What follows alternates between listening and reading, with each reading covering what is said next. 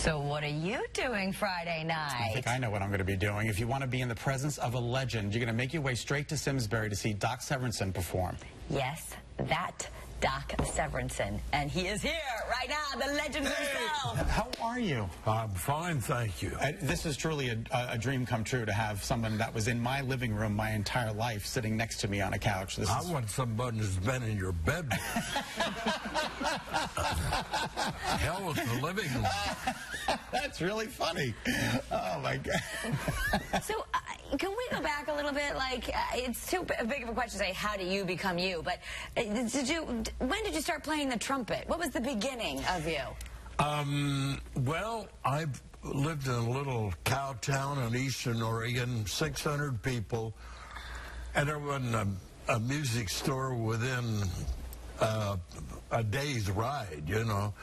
So I just took what was there. It was a trumpet that was owned by my best friend's dad, who was a mechanic at the Shell Garage. Wow. And he played it in First World War, believe it or not. Wow. And that's how I got started. Why did they call you Doc? They call you Little Doc. Is that your father was Well, it was a small clinic I had down in Cuba at one time.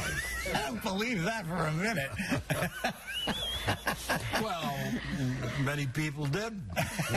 That's why we had to close. That is so funny. No, the day I was born, my dad helped deliver me. He was the town dentist, and then the doctor came over, and I was born on the kitchen table at 6 a.m., July 7th, 1927. My dad wrapped me in a blanket and walked up and down the main street, which is the only street we had, showing me off, and the people said, well, there comes Big Doc and Little Doc. And that was it. And that was it. And my dad hated it that they called me Doc. Isn't that funny? Oh. And my mother, too. But in school, my teachers all called me Doc. Yeah, that was it. That was it. So from there to the Tonight Show. Well, it wasn't quite that easy. But the Tonight Show was the defining thing for me. You've been on. You've recently, was it on Jimmy Fallon? Where did you just perform? You performed on one of the late night shows. Is that not? Did you do that? Which I thought you did for some reason. I didn't realize they had a camera there. Actually, I'm not sure what you're talking about. Oh, well, I thought you performed on one of the late night shows. They had you in the band. They brought you forward. Oh, the last time I did that was on the Tonight Show now. Right, exactly. And it was a year or so ago. And what was that experience? What do you think of today's Tonight Show as opposed to the Tonight Show that you were on? Well, you want to know the truth? Yes, yeah, absolutely. The guys that are hosting the shows are all wonderful people, and they do a great job. Mm-hmm, mm-hmm. But Johnny Carson defined what a talk show is. Right. And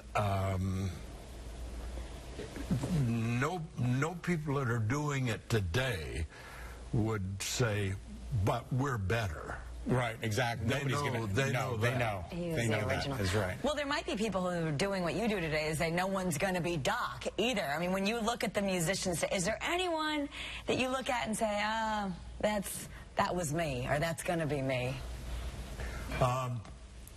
No, the opportunities don't seem to be there. Right.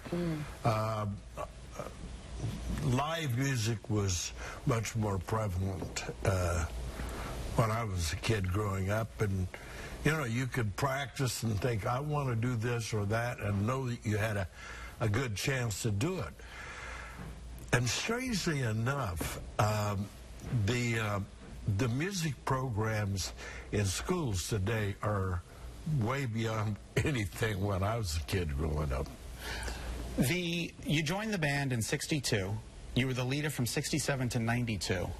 When Johnny retired, do you remember the day after Johnny retired? And what did you do that day? after all of those years? Well, the truth of the matter is I literally walked out the stage door of where we broadcast the Tonight Show from, got in a bus with the Tonight Show band and went on a 1-month tour. Oh, wow. All across the United States. No rest for the weary. I wanted the guys in the band to see how well known they were and beloved and all of those Absolutely. things. What a great idea. And now people who have these amazing memories can come see you and go down memory lane in person. You're going to be right here in Simsbury, Connecticut this Friday. Tell us a little bit about the show.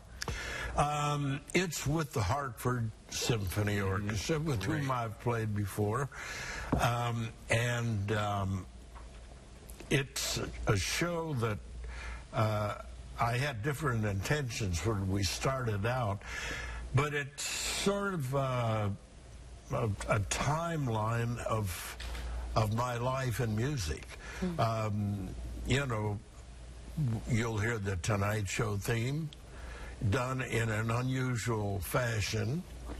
The first tune I ever heard in my life. The first piece of music that I could identify was maybe when I was 6 months old. My dad was a wonderful violin player, and it's a piece that he played to soothe me at night and put me to sleep. And we're going to play it, and if the audience doesn't go to sleep, then we have a whole program following. The audience is not going to go to sleep. For tickets to see Doc's performance this Friday, it's July 13th, Friday the 13th. Head to hartfordsymphony.org, click on concerts, and then, I have more to say. Oh, well, You know, I drove all the way out here. I'm here. You can say what you want. Well, I have some wonderful people with me. That two of the greatest opera singers, and I love opera, and they will sing opera, just 1 or 2 tunes to show you what they can do, and then they do modern music that is just incredible, blow your mind. Yeah, it's going to be a great show. And yeah. We're excited to have you. It's going to, I'll guarantee it's going to be a good show. That's and right. The best thing that I think that could happen is when the people leave, if they can look, you know, Marge, I had a good time. Exactly. The Talcott Mountain Music Festival. We will be looking for you. Thank you so much, Doc, for being here. Well, that's my pleasure.